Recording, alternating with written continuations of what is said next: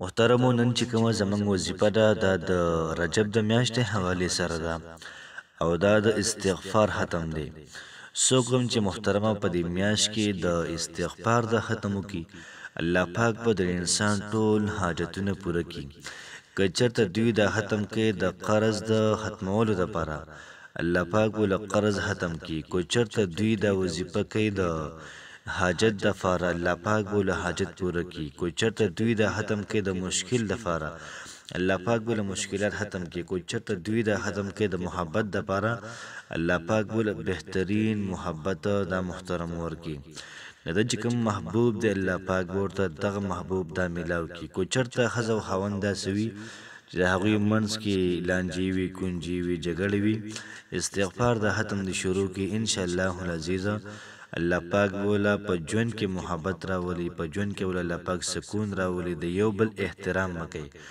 دغه رنګي کو څوک پر سکونه زندگی غواړي کو څوک د الله پاک نه مال او دولت غواړي رزق غواړي نوکری غواړي پیسې غواړي دولت غواړي نو محترم دا وظیفه دیو کې ان شاء الله العزیز ګارانټي سره دا خبر زکوم چې الله پاک به تاسو مکمل ټول حاجات دا پوره کی او سمره د رزق مسائل دي سمره د مال او دولت مسائل دا ټول بل الله پاک پوره کی. بسم الله الرحمن الرحیم. شروع کوم د ډیر زیات بهون کی او د ډیر زیات مهربان رب په نوم باندې. السلام علیکم ورحمت الله وبرکاته.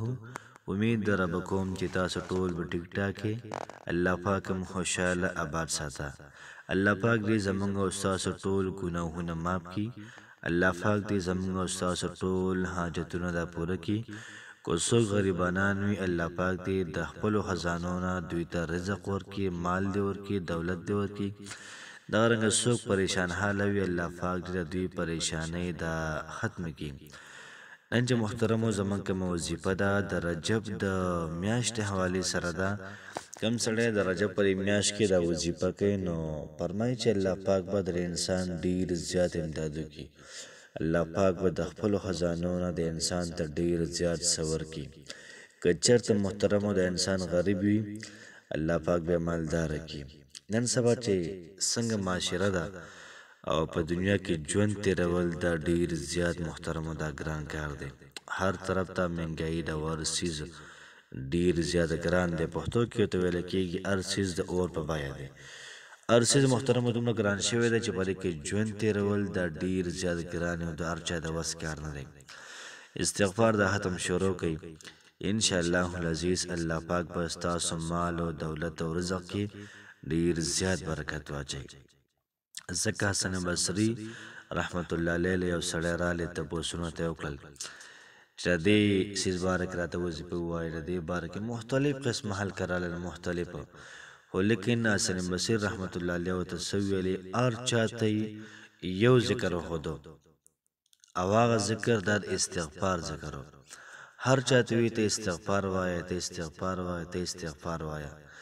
ذکر الله پاک په قرآن مجید کې د استغفار حواله سوی چې تاسو سم زمانه غواړئ مال غواړئ دولت غواړئ حاجت غواړئ هر څه بدل زه پوره کما. نهرونه غواړئ دغه رنګې اولاد غواړئ دغه رنګې څومره چې مسلې مسایل دي الله پاک په خپل ویلې زه به تعالی ټول هر څه پوره کما. نو استغفار باندې محترم الله پاک خوشحالېږي. استغفار باندې فرشتې خوشحالېږي شیطان بې حپه کېږي. کوشش محترم کو د استغفار دا وظیفه دا منګو کو ان شاء الله العزیز الله پاک با زمونږ او تاسو حالات دا به ډیر زیات بهتر کی. محترمو د دې وظیفې چې کوم شرایط دي هغه دا چې موږ په 15 ټیمه مونږ کوو د جمع سره. کله موږ جمع سره مونږ کو کم چې نارینه دی هغه جمع سره مونږ کی کم چې زنانه دی هغه خپل ټایم باندې کور کې مونږ کوي کله ځانو شي او پته لګي چې ټایم داخل دی نو هغه په کور کې مونږ کې په خپل ټایم باندې دغه رنګ محترمو د ګناهونو مکمل پرهیز ان شاء الله العزیز تاسو به تماشا کوئ چې الله پاک زمونږ او تاسو وظیفه څنګه قبلای. یاد ساته محترمو چې کله منګه وظیفه م کې اور سره ګنام کو نو دا منګه اور او به یوځای کو دا منګه په یو کمره کې اور او جمع یوځای کو دا نه کېږي داسې یا به ګناه کې یا به ذکر کې یا به ګناه کې یا به وظیفه کې دواړه دا اثر نه کوي. چې هلته کې زړه کې د خیره مي او هلته کې د زړه کې د نورانیت مي دا محترم ډېر په مشکله باندې دا راجمع کېږي د ګناه نه مکمل توبه وباسئ د هغې نه بعد تاسو وظیفه شروع کړئ مکمل یقین سره انشاءالله العزیز د الله پاک نه کلک امید ساتم چې الله پاک به په یو څو ورځو کې ستاسو حاجتونه پوره کړي او دا وظیفه محترمو صرف 2 ورځې ده انشاءالله العزیز تاسو کله هم دا وظیفه شروع کوئ 2 ورځې وکړئ انشاءالله العزیز الله پاک به ستاسو ټول حاجات دا پوره کړي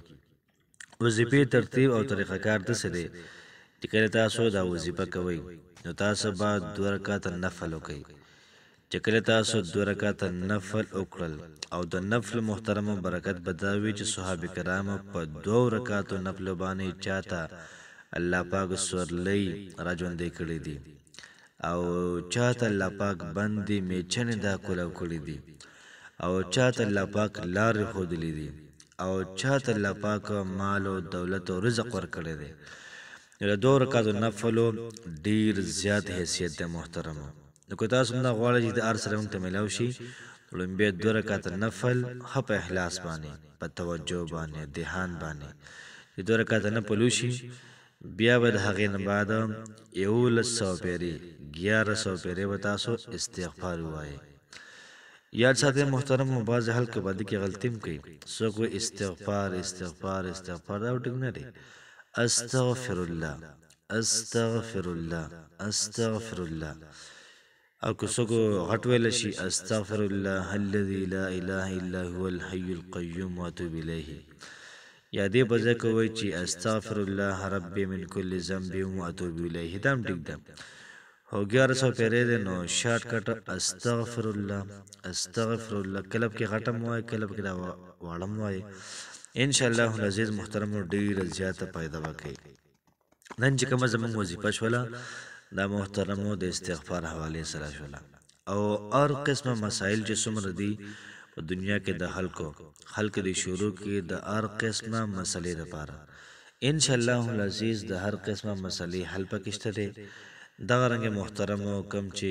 ویل دي کم ټایم دی نو په کم ټایم کې تاسو ته مناسب کاری بالکل تاسو استغفار دا ختم کولای شي 2 رکعاته نفل بیا وکړئ بیا د هغې نه بعد تاسو استغفار ختم دا شروع کړئ دغه رنګ محترمو 2 ورځې د عملو کې او روزانه دی محترمو 1100 پیرې استغفار وای روزانه دی 1100 پیرې وای انشاءالله العزیز په 2 ورځو کې محترم حاجت دا پوره شي کوشش وکړئ دا وظیفه مخکې ملګرو سره هم شیر کړئ الله پاک مو خوشحاله آباد ساته السلام علیکم ورحمت الله وبرکاته